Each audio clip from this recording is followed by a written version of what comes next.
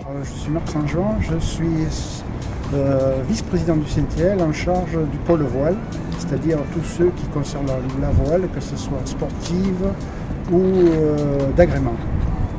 Je suis retraité, j'ai malheureusement 73 ans. Je suis au club depuis 30 ans et je m'occupe de voile au club depuis environ aussi la même époque. Alors le club CNTL existe depuis environ 40 ans. Il a été créé lors de la mise en place du tunnel du Vieux-Port.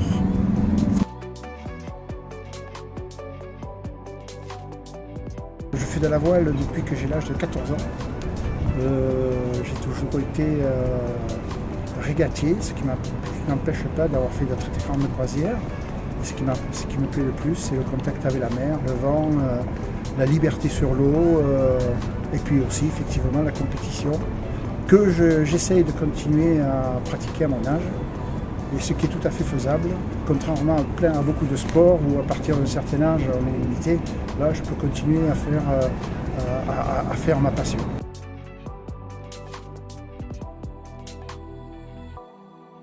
Alors les premières valeurs du CNTL, je pense que c'est l'amitié entre tous les sociétaires, la convivialité qui est très très importante, le don de leur personne au niveau de tout ce qui est bénévolat, parce qu'effectivement une régate comme la Massilia c'est 70 bénévoles, donc effectivement il faut que les sociétaires aient envie et viennent nous aider, parce que sinon sans bénévoles les grosses régates marseillaises n'auraient pas lieu, que ce soit la Massilia, la SNIM et autres. En premier lieu, c'est l'article 1er des statuts des CNTL, l'animation sportive du club. Ça amène au club une visibilité, ça amène au club une ambiance, ça amène au club des contacts avec des gens de l'extérieur, ça amène, en plus du club, ça amène au niveau du Vieux-Port, au niveau de la rade de Marseille, de l'animation. Ça amène la vie du club en clair. Sans les régates, le club serait peut-être un peu moins actif et un peu moins vivant. Port propre et environnement, c'est un des facteurs de développement du CNTL. Donc on est déjà pavillon bleu, on est déjà port propre, on met en place des actions comme peut-être cette année des bornes électriques pour recharger les voitures dans notre parking. On a des idées, quoi. C'est vraiment un axe de développement du CNTL pour tout ce qui est l'environnement. Et une fois par an, on organise aussi le nettoyage du port. Une fois par an, cette année, on va faire ça avec la société nautique. Je ne sais pas si vous connaissez, c'est quand même pendant une matinée ou une journée, les plongeurs viennent et puis nettoient certaines parcelles du port.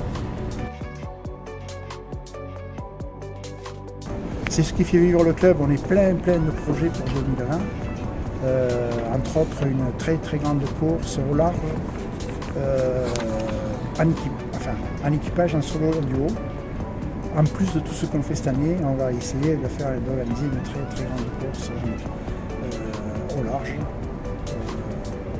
On a des idées, on va accueillir au CNTL, si tout va bien, une flotte de J70 qui appartiendront au CNTL, qui seront pour le développement de l'école de voile du CNTL, mais aussi pour le développement de la régate de J70, qui est un bateau très à la mode.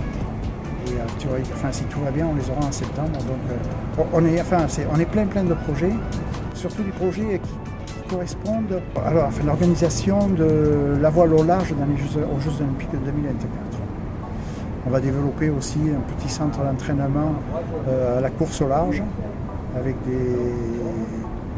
entre autres le prochain qu'on va organiser, c'est avec M. Pratt, qui va pendant 3 jours venir essayer de former les équipages de Marseille ou de la région sur la préparation d'une course au large sur 3 jours. Je suis secrétaire général de la Ligue PACA de voile. fais partie de la commission grands événements de la Fédération française de voile. Donc c'est un des buts ultimes de ma carrière, quoi. Les Jeux Olympiques à Marseille. Là aussi, c'est un des projets cachés du club, c'est qu'on espère avoir la possibilité d'accueillir une équipe nationale à partir de 2021. Ah oui, tout à fait, on a une école de voile, hein. Les gens peuvent venir déjà à apprendre à faire de la voile, à aller promener dans les calanques, faire tout ce qui est activité voile, apprentissage ou promenade entre guillemets, découverte des calanques, tout ce qui est touristique, voilà, tout ce qui est touristique, on fait. On essaie de s'ouvrir au maximum, c'est un peu les vœux de la Fédé. Hein. La Fédé, ils veulent sortir de ce qui est voile sportive, ils veulent s'ouvrir à tout, quoi. La promenade, l'initiation pour les familles, enfin, une grosse ouverture sur la découverte de la mer, entre autres. On est partenaire de l'Office de la mer depuis très longtemps et on essaye avec toute mon équipe d'organiser des belles régates dont les coureurs sont contents, mais ce qu'on essaie aussi, c'est que la voile, ça soit pas comme on le disait tout à l'heure, élitiste, c'est faire découvrir la voile et la mer à tout le monde. Et je pense que l'Office de la mer, à part de faire venir découvrir les régates sur in situ, fait sortir les gens et leur fait découvrir la rade de Marseille, la mer, les dauphins de temps en temps. Et moi, c'est un partenariat très important.